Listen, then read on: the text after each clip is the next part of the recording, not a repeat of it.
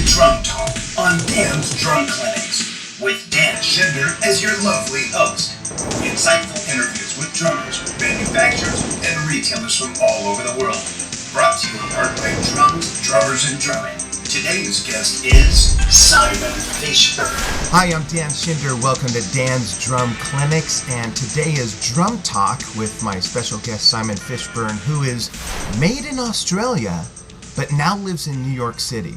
That's one of the things we're going to talk to Simon about, is his journey from Australia to New York, chasing his dream. We're also going to talk about his many styles that he plays. He's also a drum teacher. We'll get some perspectives on that. He's currently playing in a band in New York City called Soapbox Army. We'll find out what that's all about. And he's also a trainer of NLP, neuro-linguistic programming, which we'll get into a little bit as well. So Simon, welcome. How are you? What's up, Dan? Hey, how's everything? That's what you say here in America, isn't it? Yeah, actually, it is. Everything's really good. Thanks for coming. So I think what people might want to hear about first is you're playing with a band called Soapbox Army. Tell us about that. Well, that's just one of the bands.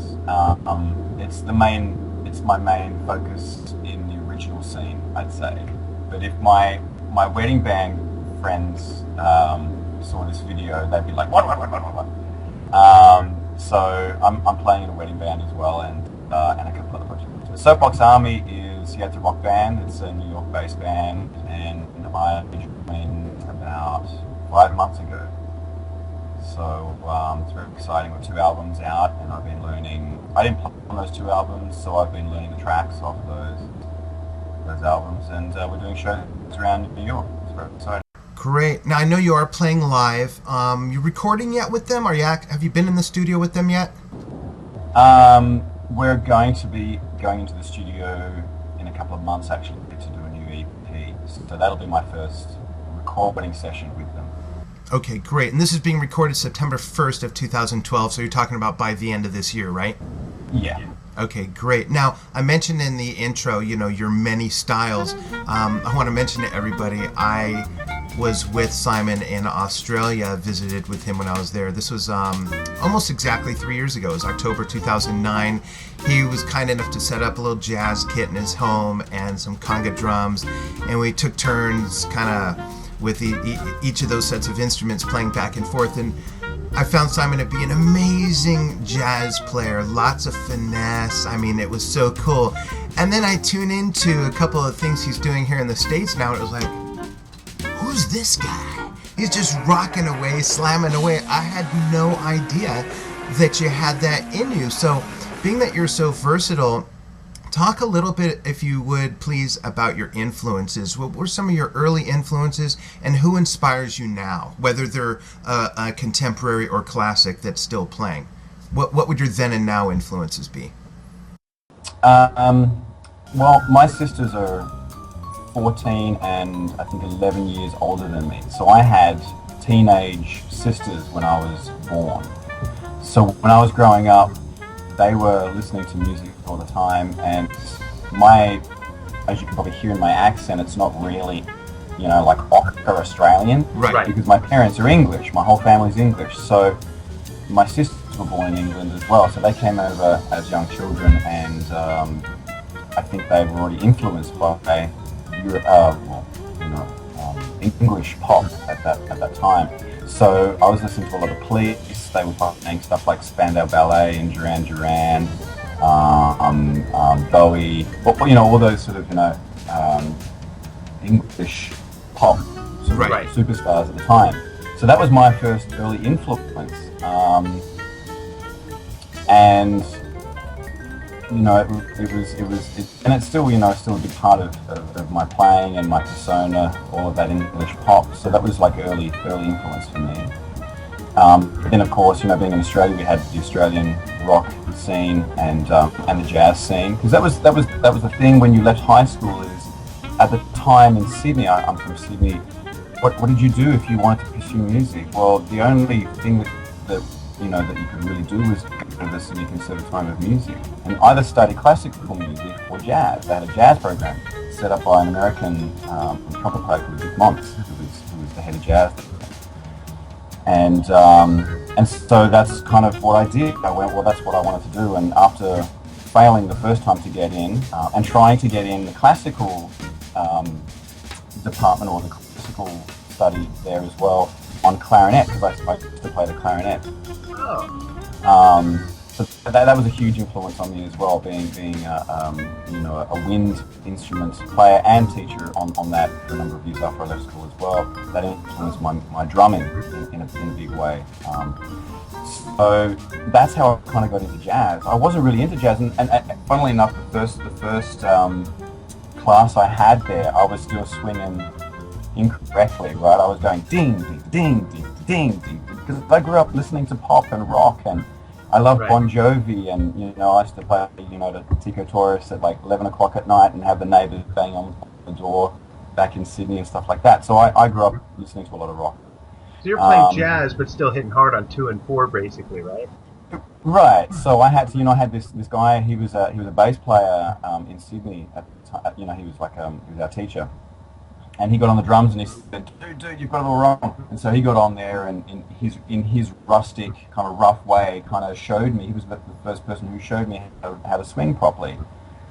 And then from there, I met a lot of jazz musicians studying there who played funk and were in funk bands. Like that was the kind of thing to do.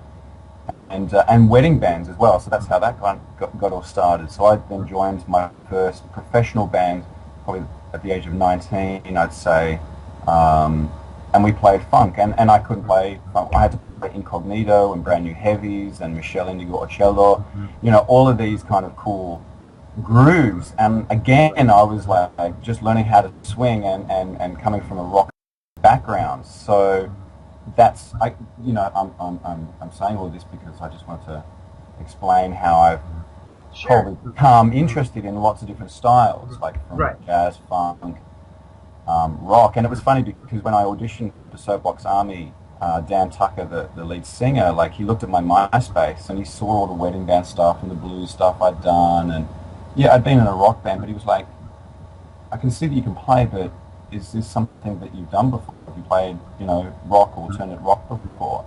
And I'm like, yeah. I mean, I hadn't really done a lot of that, but I knew that I could do it.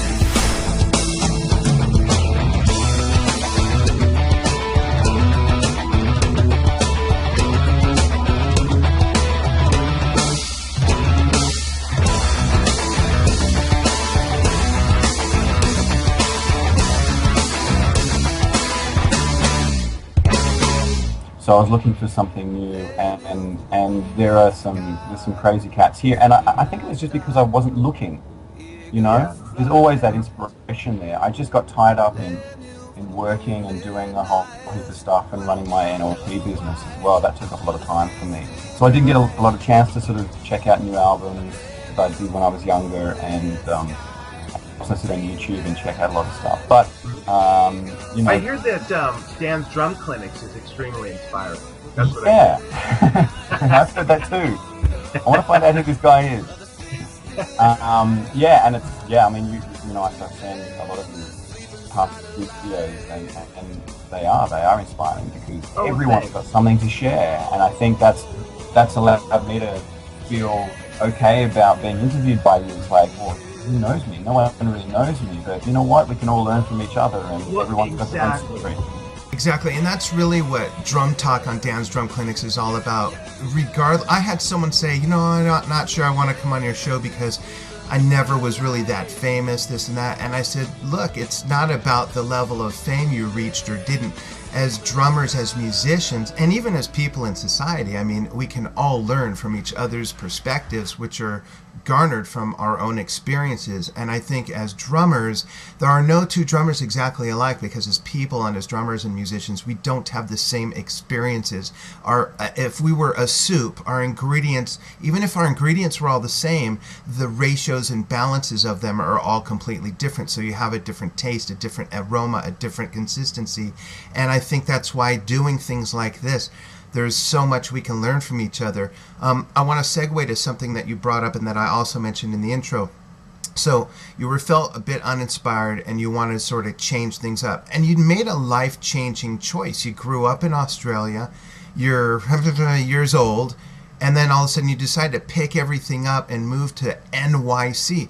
Explain what that was like briefly. What was it like shortly before you moved, making the move, and what have you found it to be like so far? Okay, I'll condense this as best I can into a short answer. I'm crazy. That's it. There you go. And thanks for joining us here on Dan's Drum Clinics with Simon Fishburn. No, I am pretty crazy. Well, you know, it's live by the sword, die by the sword, and I'm a person of my word. That really means a lot to me. That's how I was brought up. Shout out to my parents back home in Sydney. I think, you know, like I got into a band back in Sydney, and the guy wanted to move to New York, and so that was my opportunity to come back here. I've been here like about 3 or 4 times already, and I love New York. But it was always like, well, how am I going to stay here? What am I going to do? And you know, I wanted to do it through the proper channels and do it legally and all that sort of stuff. So this was my opportunity, and so it came as a shock. It's like, okay, wow, well, here's this opportunity that I've always wanted to do, and I kind of took a couple of months to really sort of get to that decision. Obviously, I had to think about like my teaching, my little coaching business that I had, where I was helping people. But that's what I'm talking about. Like that's the sword, that's the bed that I made, and now I have to lie in it because you wanted to live up to what you had built there at home. What sort of exactly? And the clients that I was attracting into my life were a lot of, and this is just before I left, was a lot of clients that wanted to change career or to follow their passion. You know. Did that have That's the law of attraction, right? And it was like the universe saying to me, Simon, you know, here's clients, here are people that you need to, it's just a mirror, that they're reflecting what you're going through or what you need to look at as well. Right. And so I thought, what sort of a coach, what sort of a mentor or whatever would I be if I was to say, follow your dreams and do this and you know, obviously do it, you know, there's a little risk in anything like that and what I've done, but you want to minimize that risk as much as possible and make, you know, clean decisions as best you can. But of course, as we know, every successful person has made major decisions in their life without knowing exactly what's going to happen. You have to take that leap of faith and trust that what you're feeling is going to lead you in the right place.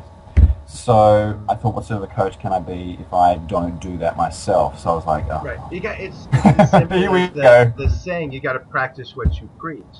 Yeah, and so you get here, and then what? Like what happens? What's the first thing you do? Look up ads on Craigslist or go to music stores? And I know you gave up some drum teaching business as well. We'll touch on you as a drum teacher, but so now you're in New York. Then what? Well, you know, the project that I came here for ended up falling through. But I knew this already. I'd seen the writing on the wall, and I started preparing for it. And it wasn't like, Simon, you're going to New York for this project. I wasn't going to put all my eggs in the one basket.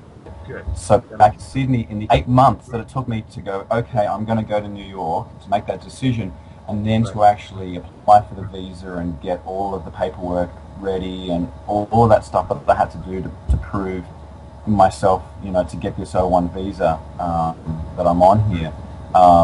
You know, I prepared myself that, no, I'm going there for Simon. I'm going there for me.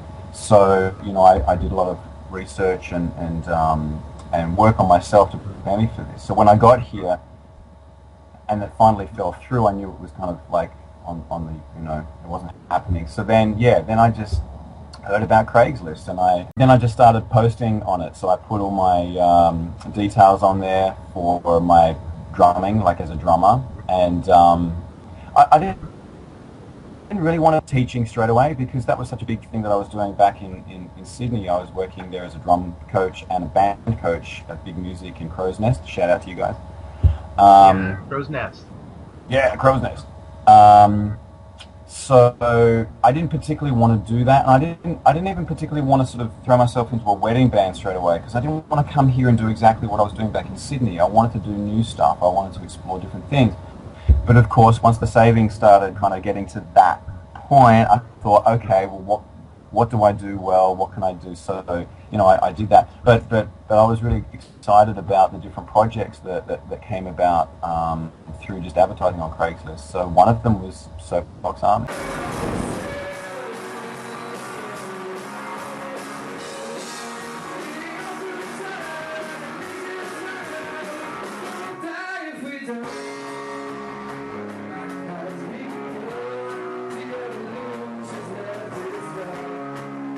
As well as wedding band, because usually in New York wedding bands are really hard to get into, and if you're in it, you want to, a lot of people stay in there because it's good work, and for a musician, you're playing and you're earning good money.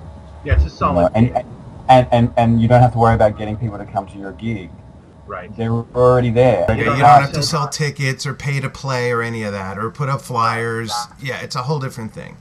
Yeah, so I love it, and I really enjoy doing that, and for all those musicians out there, or drummers I should say, in particular maybe, that are like, I don't want to get into a wedding band or into something like that. I want to just focus on my art. Well, you've got to pay the bills, and you've got to pay for rehearsal time. You've got to pay for recording that demo or that EP. Where's that money going to come from? And not just that. Not just the income, Simon, which is certainly important. Like you say, hey, if you're going to have a job, why not do it playing the drums? And even if it's playing music that might not be your type of music, it's keeping your chops up. The more you play, the more polished you are. If you're open-minded, you can learn doing anything having to do with your playing, and it will expand your boundaries, I believe. Is that what you find? And you, as a drum teacher, is that something you highly recommend? Absolutely. And, it was my drum teachers that got me started in teaching and giving me gigs, like sitting in, like their bands back in Sydney. And then once you've depth in those bands or in those teaching situations, that's how you make those connections, and that's how you get more work. So it's about those connections. It's really about that. So yeah, definitely. And the chop thing is just amazing. Because, in Sydney it's a really laid-back Australian kind of like, we're planning a wedding, what time do we get there, and, shall we take a break? Let's take a break, okay? We're going to take a 5-minute break and be back. You go from that to New York City. You go from that to New York City. Give me a break. In fact, before we segue into, I want to ask you, before we go in a few minutes, about being a drum teacher, I want to ask you to tell one of your, if you don't mind, one of your harrowing stories that we chatted about the other day, about you schlepping, your equipment from this subway, that subway, up the fire escape, up Batman's, cord on the wall. Can you give someone, I'm sure all drummers, no matter where they're at in their career, are going to have empathy for any one of these stories that you pull out of your hat. So what can you share with us? Yeah, well, it's been a real trip coming here. Going from having a car back in Sydney to not having a car here in America. And the thing is that, I've had to rebuild everything here. Friends, accommodation, gear, I had to buy I didn't ship anything over but a suitcase and my cymbals. Wow. New drum kit, my other drums are stored at my mum's place and in storage unit back in Sydney. So, I've been getting away with, in New York there's a lot of backlines, including drum kits, full drum kits in clubs. Right. So when it comes to doing clubs around town, it's fine. When I've come to do the wedding gigs, I've had to hire a car, so I've had to work out the cheapest way to do that. But the other night I did a gig with Soapbox Army, and I got on the website for this venue, and it said, everything that's provided, and they only supplied a bass drum and a rack tom and a floor tom. You had to bring all your hardware, snare and cymbals. So, that's, thank goodness I bought a lot of lightweight stuff here, which is what you do in New York. You create the cocktail drum kit out of your 16-inch bass floor tom, and you turn it into a bass drum.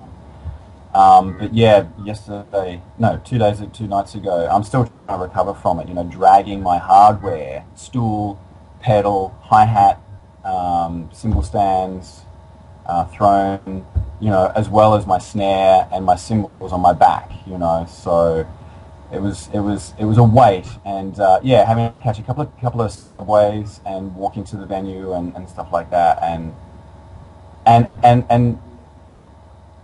it's crazy. It's like it's a lot of effort, and usually would tarnish the experience. But I just love playing, and I love playing in softbox. And I was going to say, I'm sorry, you put up a post that late that night, sort of explaining a short synopsis of that, and you said how pumped you were. You didn't really get paid, and you did all that dragging and hiking and climbing with your stuff, and it was like one of your best gigs, and you guys just rocked, and that was the gratification. Right.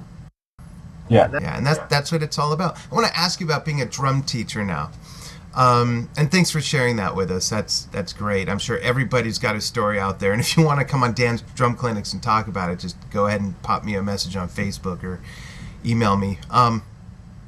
So first, we're going to talk briefly about being a drum teacher. I want to ask you a couple questions, and then we'll close out with you telling everybody about a little bit about gear that you prefer, and I'll ask you those questions when we get to that. But as a drum teacher, I need my teaching hat. Where's my teaching hat? No, go on. You have a teaching hat? Oh.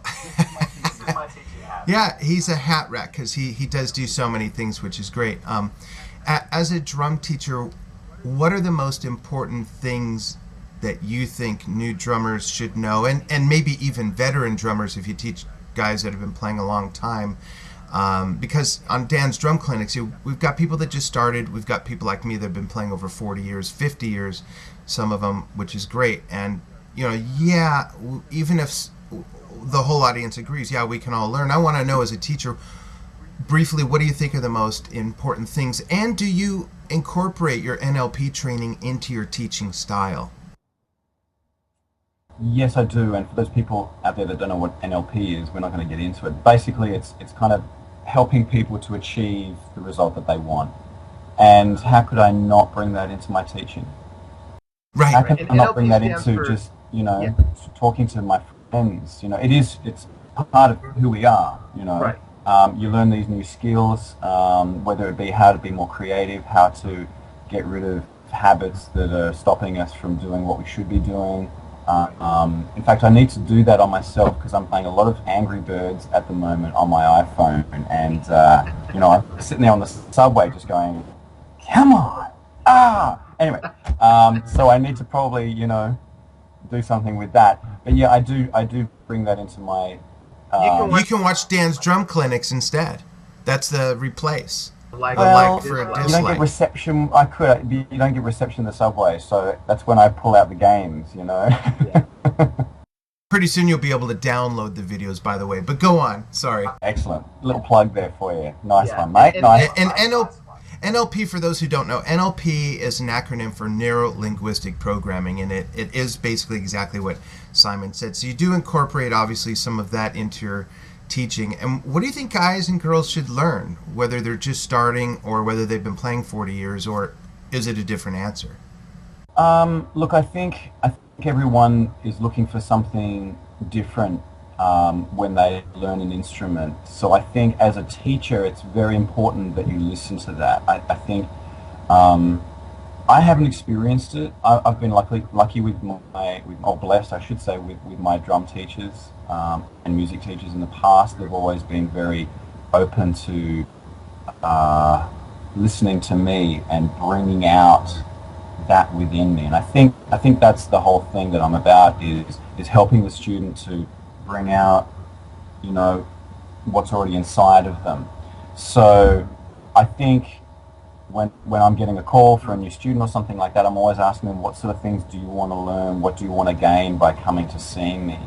And really feeling that. And I think that's the key to longevity within in business and keeping a client, period, is to really listen to your customers, right? And it's very, very much so in music as well. And of course there's they don't know what they need to know in order for them to get better. So there's that balance of listening to them, and my thing is about getting them to bring in songs and tunes that they want to play. and helping them to get to that point, or helping them to work out how to play those tunes. And then, just setting them some things to do, not too much, but, just some rudiments or some exercises that will help them to achieve that. Very cool. I think that's the main reason. I mean, you can learn a lot from YouTube as much as I do in learning stuff. And it's always good to have a second pair of eyes just to go, you know what, I'm going to give you something that's just going to help you just unlock that potential. Boom. Right? Yeah. And that's what I love to do. I love to just sort of go, as much as I love to talk, as you can hear, when I'm teaching, I like to also sort of, just have those moments of like, just try that, give that a go. And then just sit back and watching it blossom. That's great. That's what a life coach does. That's what a sports coach does. And that's what a director of film and whatnot does. What you mentioned is bringing the most out of someone, unlocking potential, things like that.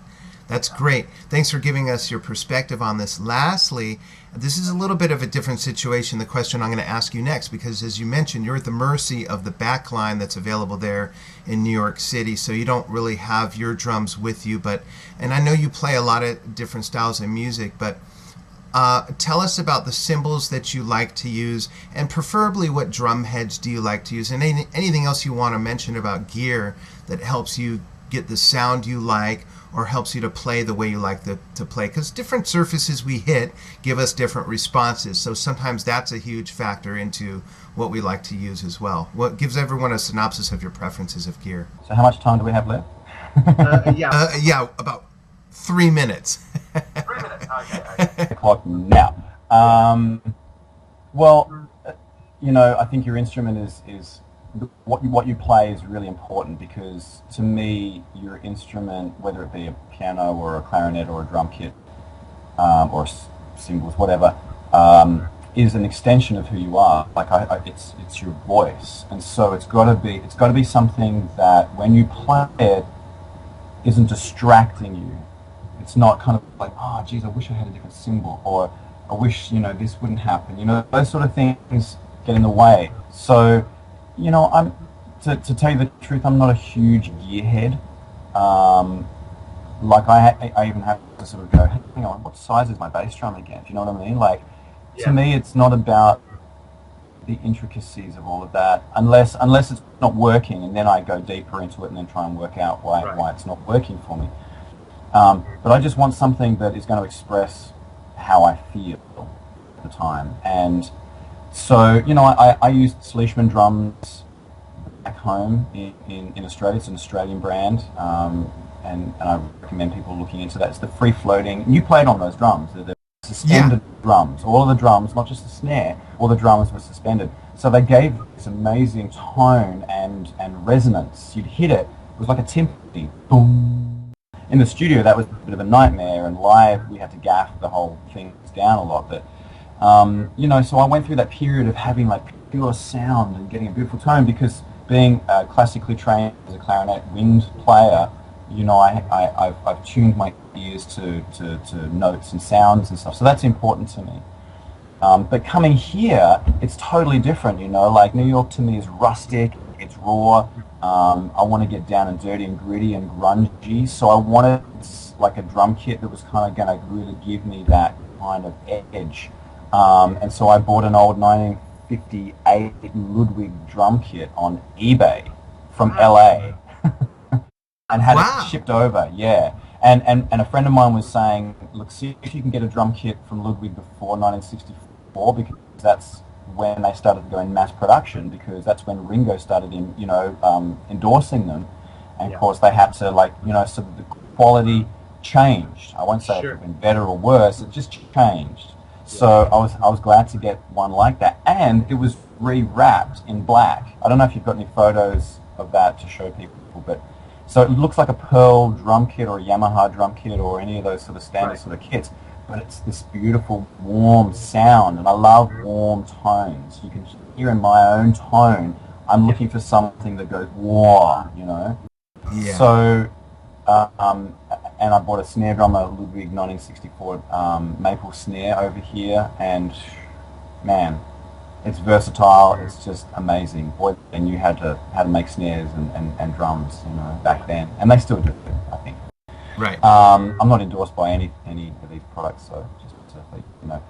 Cymbals I use mainly Sabian. Sorry, mainly Zildjian, and then a couple of Sabian cymbals. I've got a whole heap of cymbals back home in Sydney, but I brought over some Ks and some A custom because I like that. I like the K sound, the rawness and the tone from them. Yeah. They're quite versatile in the funk and the jazz sort of scene, and the custom A's just have that attack, that brightness, but then that gong-like tone to them. So when I'm riding a crash, it's got that nice sort of warm sort of tone. Resonance. Still got that punch. Yeah.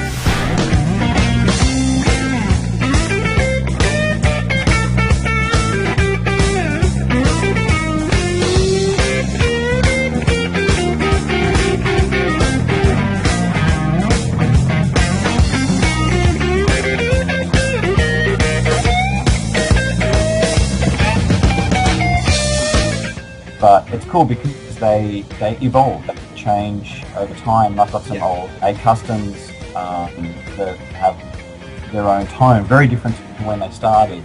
Like a good, drum kit, I guess that ages will change in tone as well. So and then you've got yourself some different sounds. So that's important to me. I also use some electronics, Roland's. I've only just bought it here, secondhand. What is it? Roland pad thing.